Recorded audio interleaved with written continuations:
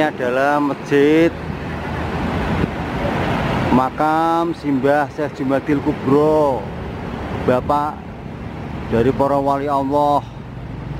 Di sini di dalam makamnya itu ada sebuah keunikan, di mana tumbuh sebuah pohon dari dalam makamnya yang sampai tembus atapnya. Inilah kebesaran Allah, di mana dalam makam wali Allah Simbah Syekh Jumadil Kubro terdapat suatu pohon semacam randu alas yang hidup sampai keluar atap dari makam, tetap hidup subur. Inilah keunikan makam Syekh Jumadil Kubro, di mana Eyang Didi pada kesempatan ini akan minta ridho Allah, izin Allah untuk nantinya meminta izin meminjam sukmo Simbah Syekh Jumadil Kubro untuk dimasukkan ke jiwa raga Eyang Didi untuk dakwah Islam Kerogo Sukmo. Bagaimana kisah napatilas Simbah Syekh Jumadil Kubro di masa hidupnya dulu, berdakwah, memimpin para wali-wali Allah yang menurut sejarah adalah putra-putra, keponakan-keponakan, adik-adik dari Simbah Syekh Jumadil Kubro. Inilah sedulur semua fakta kenyataan yang ada di makam Mbah Syekh Jumadil Kubro. Inilah sebuah pohon yang rantingnya keluar dari atap makam Simbah Syekh Jumadil Kubro. Ini adalah masjid samping makam Simbah Syekh Jumadil Kubro. Fakta unik.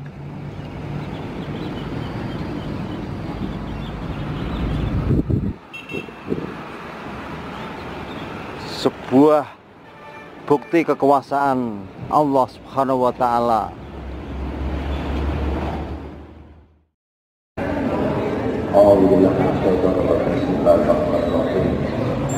Asyhadu an la ilaha illallah wa asyhadu anna Muhammadar Rasulullah.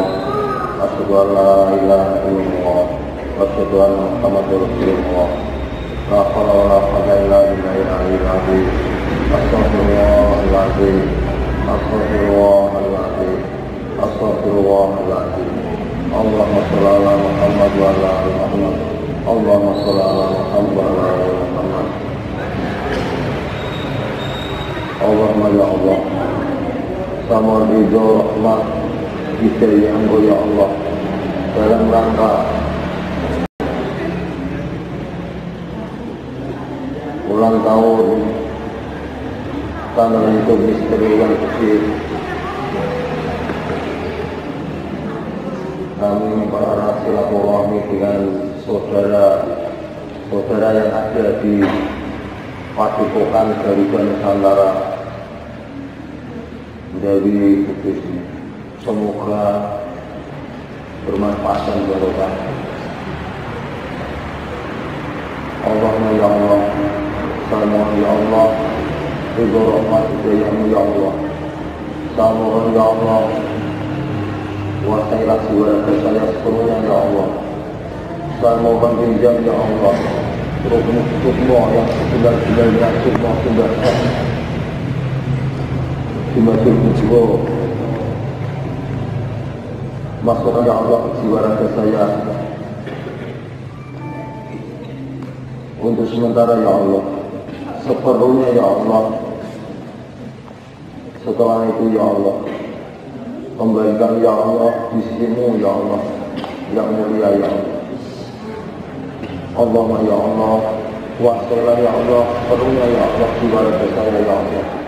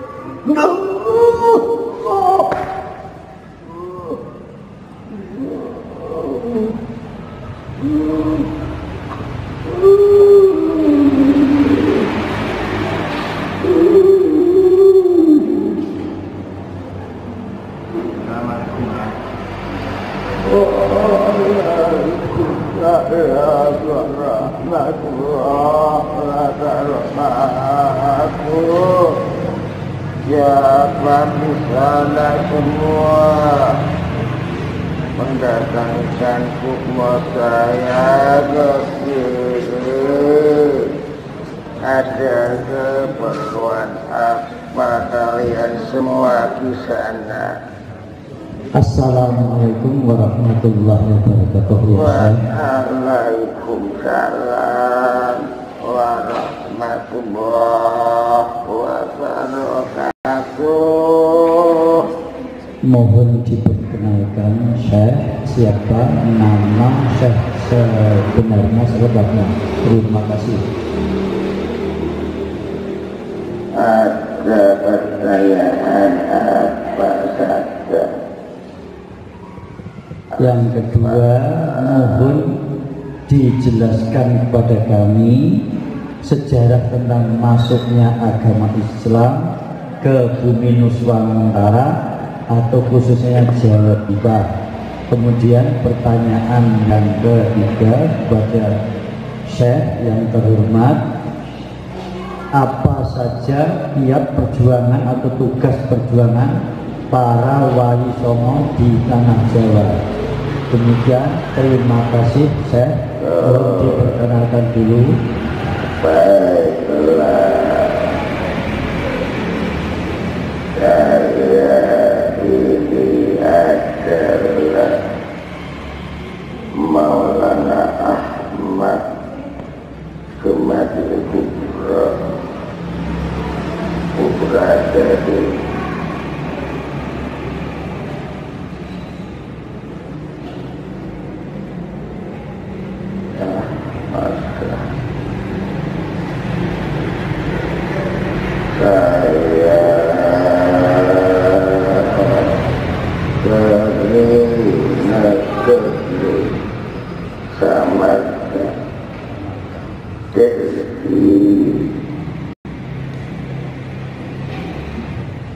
kalau mau saya cuma diukur 10 bersaudara. 10 bersaudara itu adalah laki-laki semua. Saya berkumpulkan 15 dari istrinya, hanya satu putri, Siti Aisyah. Saya dulu waktu remaja sudah berdakwah ke Afrika. Saya dibimbing sama kakek buyut saya Taufik Mirbet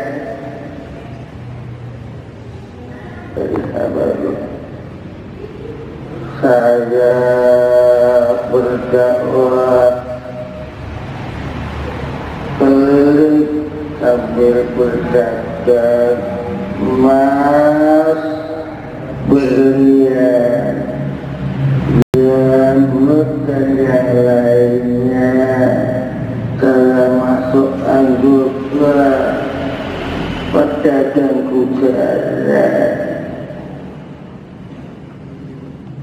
Saya ke Asia Tenggara itu atas perintah dari kakek buyut saya Taufik Mirbet.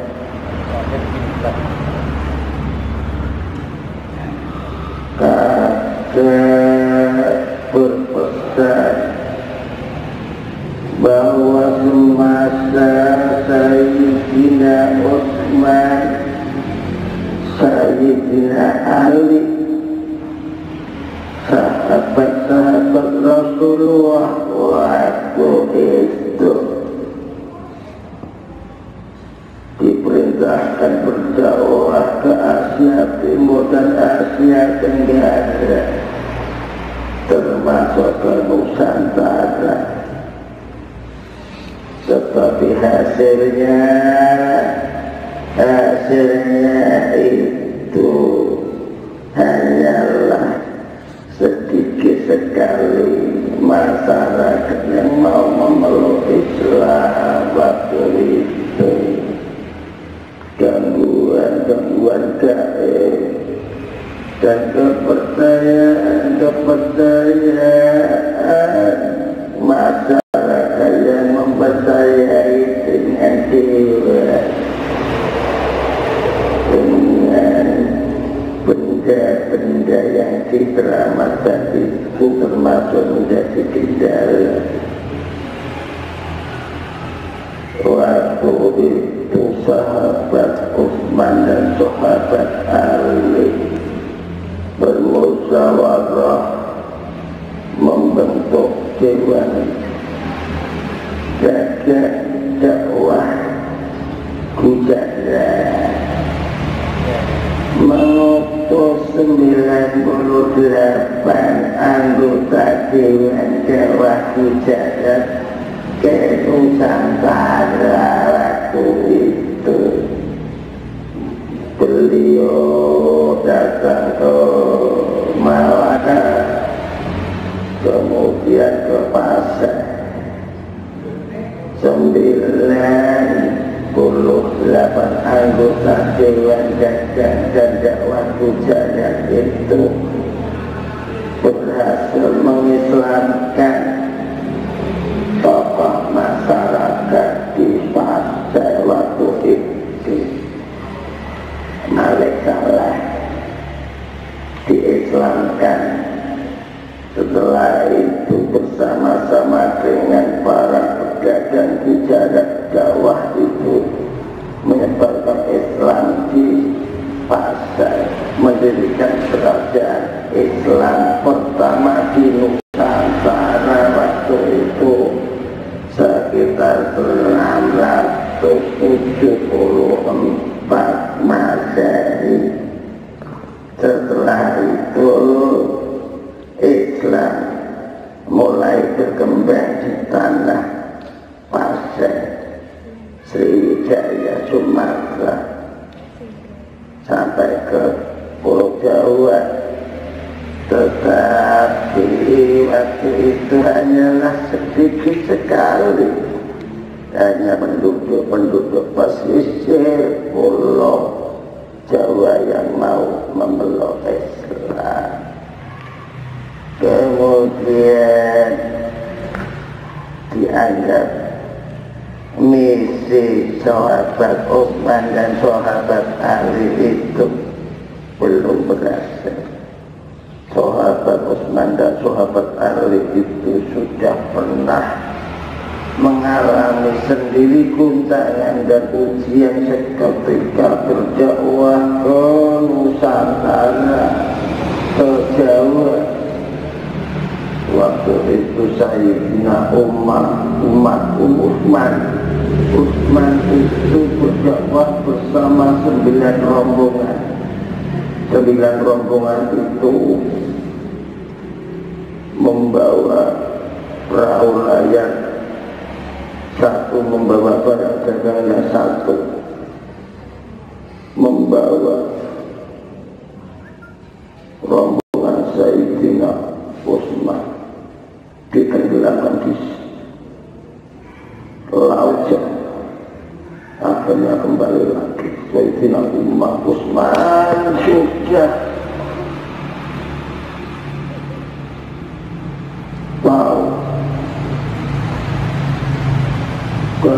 gangguan ini tidak bisa dibiarkan. Kemudian saja Utsman kembali ke Makkah menemui sahabat Ali. Kemudian dia membentuk tim Jiwan Jagan dan Jawa pedagang Gujarat itu. Setelah itu kakak buyut saya memerintahkan saya dan adik saya yang namanya Syekh Sanauddin untuk melanjutkan misi beliau, sahabat Utsman dan sahabat Ali, memerintahkan saya berdakwah ke Nusantara, ke Asia Tenggara. Waktu itu saya datang tahun 1398 bersama adik saya ke Kelantan. Kemudian saya singgah dulu ke Muangkai, ke Tampak, menemui Raja Kuntoro dan sekaligus bersilaturahmi menemui putra saya yang namanya Syekh Maulana Malik Ibrahim. Sejak tahun 1365 itu saya tugaskan berdakwah di Tampak. Kemudian diambil menantu sama Raja Tampak, Raja Kuntoro, dijodohkan dengan Dewi Chandrawulan. Saya singgah di situ sambil bersatu silaturahmi menjenguk anak dan cucu saya dan memberikan arahan-arahan tentang Islam yang lebih mendalam kepada Raja Kuntoro dan penggawaannya. Setelah beberapa bulan saya berlayar lagi menuju Malaka, kemudian ke Samudra Pasai, kemudian melanjutkan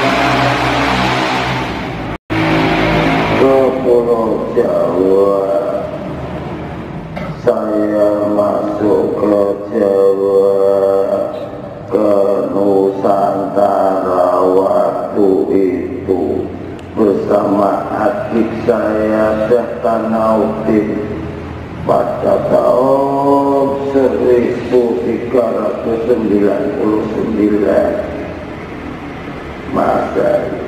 Saya ke Jawa berdakwah dan berdagang ke Banten, kemudian ke Pajajaran, kemudian melanjutkan perjalanan ke Kerajaan Mataram, kemudian ke Majapahit.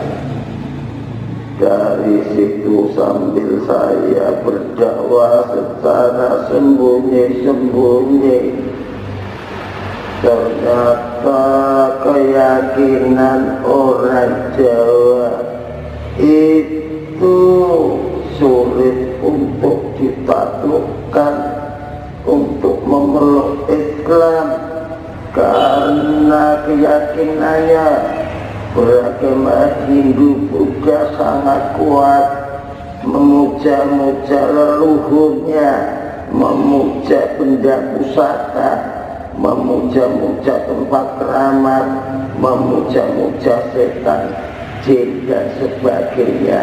Itu sangat berat kami hadapi berdua. Setelah itu saya menetap di Majapahit beberapa waktu sambil mempelajari keadaan Nusantara waktu itu. Saya di Majapahit punya gagasan. Majapahit waktu itu adalah kerajaan yang sangat besar pengaruhnya. Saya berkeyakinan kalau bisa menaklukkan Majapahit, Nusantara akan jadi Islam warganya. Tetapi tidaklah mudah, karena keyakinan para penggawa-penggawa dan Raja Majapahit saat itu beragama Hindu, memuja-muja tempat-tempat keramat. Saya di Majapahit mendapatkan tempat untuk menyebarkan Islam di situ karena istri dari Brawijaya I, Raden Kertajaya, Dewi Darawati itu adalah adik dari menantu saya dari Kampak, adik dari Dewi Candrawulan. Disitulah saya memutuskan untuk berdakwah di lingkungan kerajaan Majapahit waktu itu. Saya dan adik saya Tanaudin di situ secara sembunyi-sembunyi mengajarkan ajaran Islam. Tetapi apa yang terjadi menjadikan murka sang raja dan para adipati-adipatinya pada marah. Kemudian saya dibantu sama Tumenggung yang sudah Islam sebelumnya, Tumenggung Sate. Saya ajak musyawarah bagaimana caranya saya berdakwah di Majapahit ini, ke tanah Jawa ini, supaya nanti masyarakat tanah Jawa mau menerima ajaran Islam. Setelah itu beberapa bulan di Majapahit, saya putuskan kembali ke tanah kelahiran saya untuk menemui kakek saya. Kemudian kakek menyarankan untuk menemui Kesultanan Utsmaniyah di Turki, Sultan Muhammad. Saya dan adik saya Tanauddin berangkat ke Turki melaporkan keadaan Nusantara, terutama di tanah Jawa, kesulitan dan rintangan yang terjadi di sini. Saya sampaikan semua kepada Sultan Muhammad waktu itu. Sultan Muhammad meminta saya waktu dalam beberapa hari untuk munajat kepada Allah, mohon petunjuk Allah, strategi dan cara apa yang tepat untuk menghadapi rintangan di tanah Jawa. Beberapa hari kemudian saya dan adik saya Tanauddin dipanggil ke Kesultanan Utsmaniyah Turki. Sultan Muhammad mendapatkan petunjuk kepada apa yang harus dilakukan kepada rintangan-rintangan yang terjadi di Jawa, di Nusantara. Mendapatkan ilham dari Allah untuk mengumpulkan para ulama, aulia, diajak musyawarah yang akhirnya diputuskan untuk membawa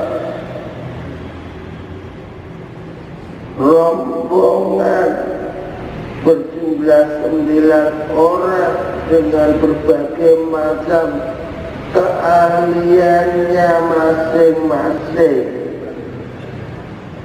Itulah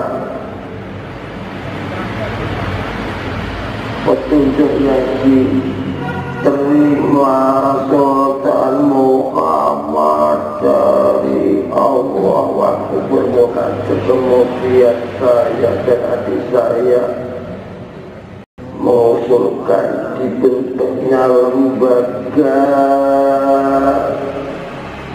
dagang dan dakwah berjumlah 9 orang ke tanah Jawa.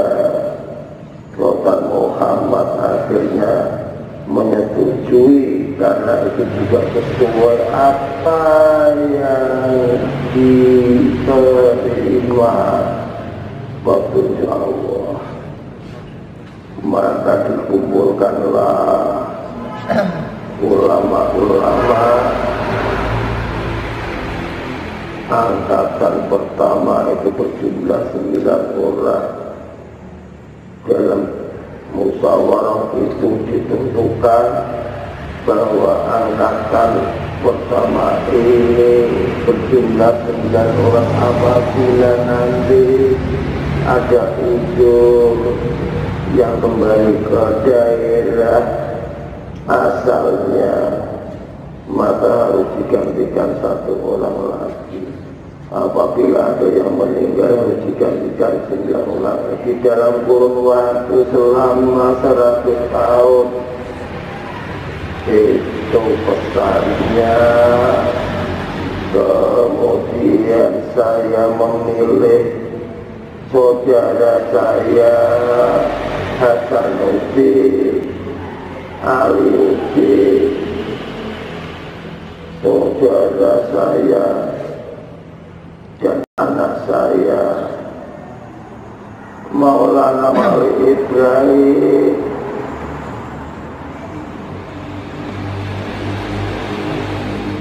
Maulana Israel, Maulana Makhludi, Maulana Ali Akbar, Maulana Muhammad Al-Badir, satu bagian saya bawa ke Jawa. Sebelum itu untuk mengatasi lelembut makhluk halus yang mengganggu, itu saya serahkan ke Subakir. Subakir pergi ke Mekah sebelum berangkat ke tanah Jawa mengumpulkan batu-batu yang ada di Jumroh. Batu-batu diambil setelah dibuat mereka Jumroh dan didoai sama Syekh Subakir, dibawa ke Masjidil Haram ke Mekah, disatukan dengan batu Hajar Aswad, kemudian didoai sama Syekh Subakir dengan doa-doa khusus, kemudian dibawa ke Jawa untuk mengatasi gangguan gaib yang ada di tanah Jawa. Setelah siap semuanya, Sultan Muhammad menyiapkan armada kapal dagang dan 9 orang yang sudah dipilih, ditentukan tadi, membawa barang dagangan berupa emas, intan dan sebagainya untuk bekal hidup di Nusantara pada tahun 1404 Masehi, diberangkatkan ke tanah Jawa. Kemudian kami mendarat di Banten, kemudian kami ke Pajajaran, kemudian kami melanjutkan melalui jalur laut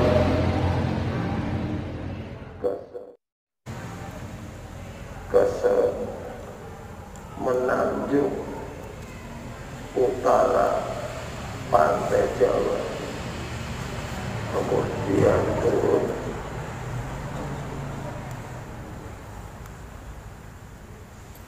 di Cirebon,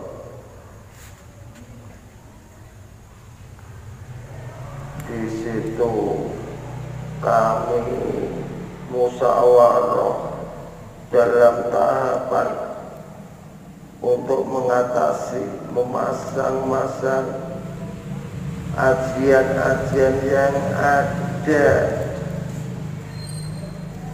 dalam batu itu. Kami selalu bersama, kemudian kami ke Gunung Cermai untuk memasang tumbal di situ. Kemudian daerah-daerah mana di Jawa Barat yang sudah kami pelajari, kami pasangi tumbal-tumbal batu dari tanah Arab, dari Mekah, kemudian ke Jawa. Setelah itu di Jawa itu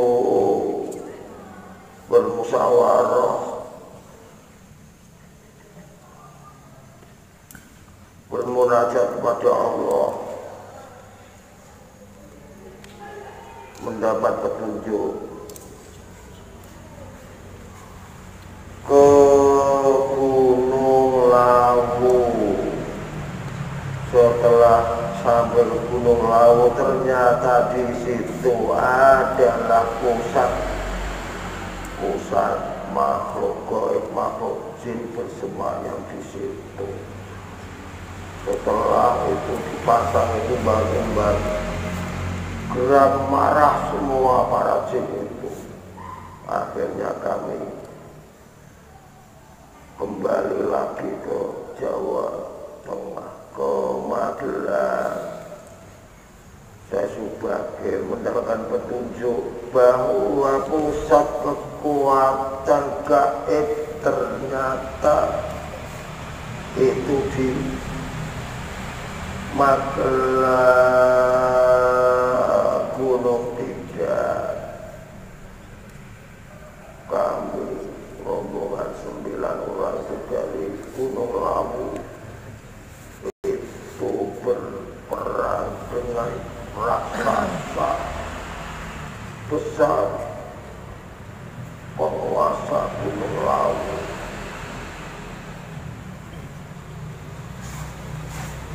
Kami ke Magelang memasang bombar, itu ternyata raksasa besar itu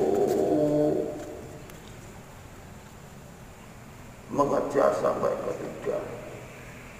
Gunung Tidak.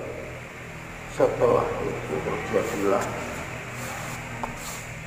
permusyawarah. Akhirnya kami serahkan semua kepada Syekh Subagio. Setelah keadaan aman, bisa menguasai, terkendali gangguan-gangguan gaib, barulah kami musyawarah untuk membagi wilayah dakwah. Saya di Jawa Timur, saya di Mojopahit, Maulana Malik Ibrahim di Gresik, dan Maulana Iska di Blambangan, Banyuwangi. Kemudian di Jawa Tengah saya pasrahkan kepada anak saya yang namanya Syekh Subagio, Syekh Maulana Mahrufi, dan Maulana Ali Akbar. Di Jawa Barat saya serahkan kepada anak saya Israel, saudara saya Syekh Hasanuddin, dan saudara saya Maulana Aliuddin. Setelah itu berjalan waktu, Islam berkembang secara baik. Saya angkat anak saya Maulana Malik Ibrahim sebagai mufti dari lembaga dakwah dan dagang 9 orang ini. Kalau mau tadi bertanya Dewan Dakwah Islam Wali Songo, waktu itu belum ada. Setelah berjalan waktu, adik saya Hasanuddin dan Aliuddin meninggal, barulah digantikan saudara saya Maulana Malik Ibrahim meninggal, digantikan. Itulah yang namanya angkatan demi angkatan, itu jangka waktunya tidaklah pendek, tapi berpuluh-puluh tahun. Kenapa kisah anak tadi bertanya masalah Dewan Wali Songo? Dewan Wali Songo itu terdiri dari 9 orang kepengurusan lembaga dakwah dagang Mujadat yang dibentuk Sultan Muhammad. Apabila ada yang meninggal, barulah diangkat anggota baru. Kepengurusannya itu harus 9 orang, tetapi keanggotaan untuk berdakwah ke Nusantara itu banyak. Anak saya Maulana Malik Ibrahim Bapak digantikan putranya, saudara saya wafat digantikan keponakan dan sebagainya. Itulah yang makan angkatan pergantian seperti itu. Saya sendiri itu sampai 3 pergantian anggota Dewan Dagang Dakwah 9 orang. Saya itu mencapai 3 angkatan. Setelah itu saya tidak tahu.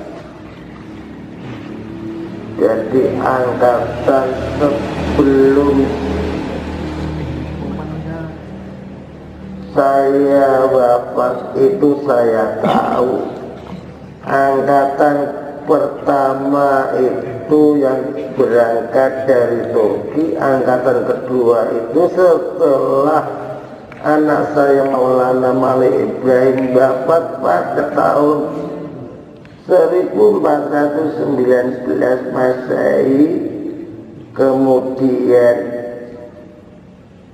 digantikan cucu saya Ali Rahmatullah, diadakan sidang.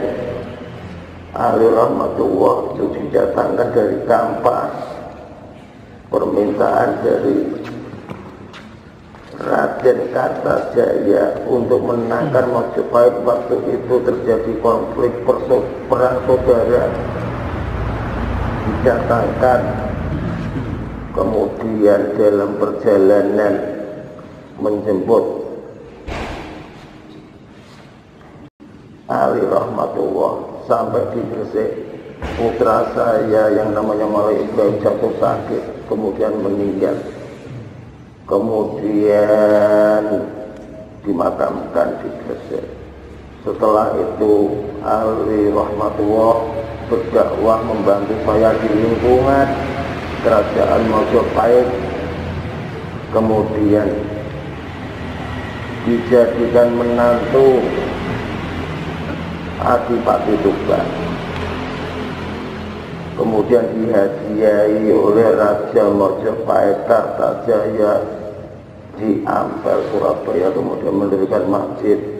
Kemudian tahun 1421 diadakan sidang pertama pengangkatan kedua Syekh Ali Rahmatullah menjadi anggota Dewan Dagang Dakwah 9 orang menggantikan ayahandanya. Kemudian setelah itu berjalan waktu, pada tahun 1335 wafatnya adik saya yaitu Hasanuddin dan Aliyuddin. Kemudian mendatangkan Ja'far Shadiq dan Sarif Hidayatullah untuk menggantikan adik saya. Kemudian tahap berikutnya Ali Akbar anak saya meninggal, digantikan Sunan Bonang Raden Maju. Begitu seterusnya. Pada tahun 1462 Syekh Subakir kembali ke Persia. Waktu itu saya berpesan bermusyawarah dengan anak saya Syekh Maulana Mahdudi Sunan Geseng. Setelah kepulangan Syekh Subakir akan mengangkat keponakan saya yang namanya Hasan Ali Al-Husain sebagai pengganti Syekh Siti Jenar. sebagai pengganti saya Subagio. Tetapi dalam perjalanan waktu dan pertimbangan kemudian diadakan musyawarah di Ampel, kemudian banyak usulan-usulan untuk memudahkan dakwah di Pulau Jawa, kemudian digugurkan pengangkatan Syekh Siti Jenar, kemudian diangkatlah Raden Masahid Sunan Kalijogo sebagai pengganti Syekh Subagio. Itu kemudian setelah berjalan waktu terjadilah perseteruan antara Kadipaten Demak dengan Mojopahit pada tahun 1465 Raden Patah sebagai Adipati Demak bersama Sunan Ampel dan sunan-sunan yang lain alaihi bermusyawarah untuk mendirikan Masjid Demak. Setelah itu ada rapat mendadak di Mojopahit. Waktu itu Raden Patah dipanggil kembali ke Mojopahit, tidak hadir. Akhirnya mengutus Adipati untuk menjemput paksa Raden Patah kembali ke Mojopahit. Akhirnya ditolak, terjadi peperangan. Dia didomba masyarakat Hindu supaya masyarakat Islam yang di Mojopahit waktu itu dia didomba supaya memerangi anggota Wali 9 orang anggota Dewan dakwah Wali Songo. Kemudian saya bersama anak saya yang angkatan pertama yang masih hidup itu cuma saya dan anak saya Syekh Maulana Mahrudi memimpin perang ke Mojopahit untuk memusuhi adipati-adipati yang masih beragama Hindu waktu itu, dibantu dengan warga masyarakat Islam di lingkungan Mojopahit. Terjadilah pertempuran di situ. Akhirnya saya dan anak saya wafat, meninggal di pertempuran itu pada tahun 1465 Masehi. Setelah itu aku tidak mengerti. Setelah saya wafat itu juga saya wasiatkan untuk mengangkat Raden Patah untuk masuk ke anggota Dewan Wali Songo.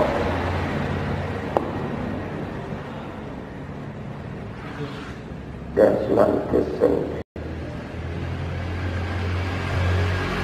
Sunan Maulana Mahrudi ada pengganti-pengganti seperti Sunan Derajat,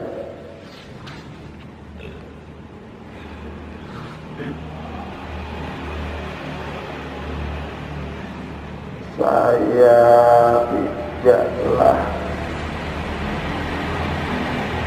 mengerti tentang wali-wali Dewan Wali Songo yang kamu tanyakan.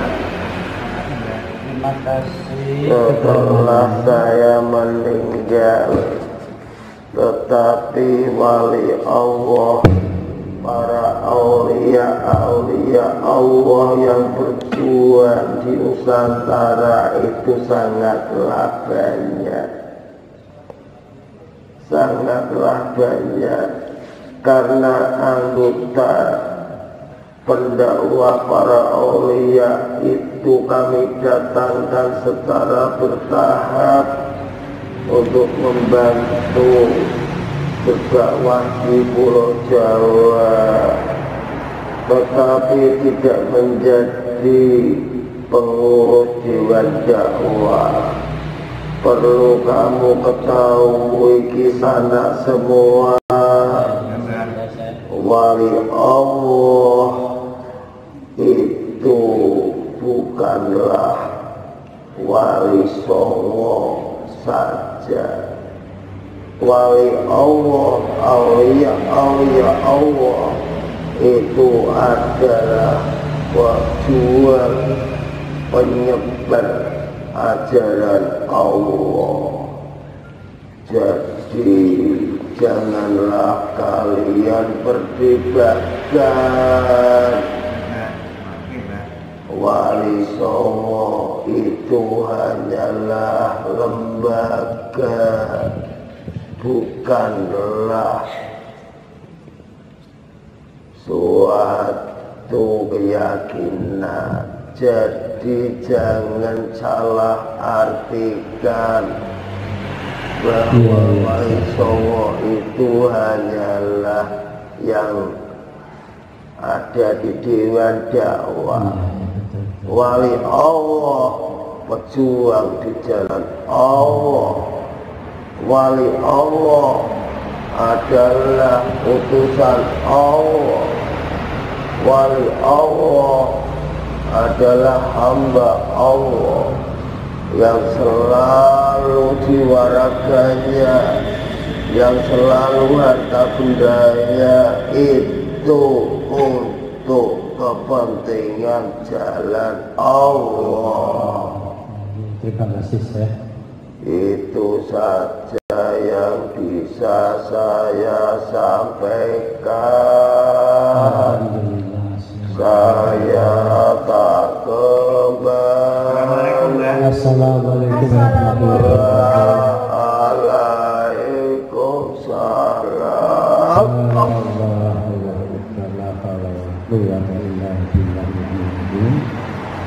Saudaraku yang dimuliakan Allah, demikian riadah atau ritual Rokok Sukmo oleh Yang Didik.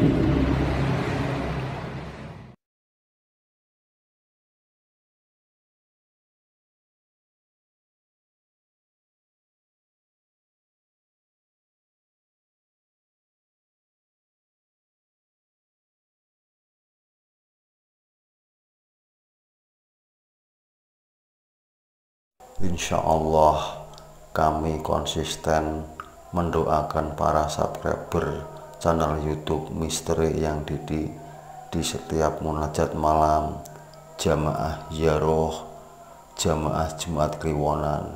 Semoga Allah mengabulkan doa kita semua.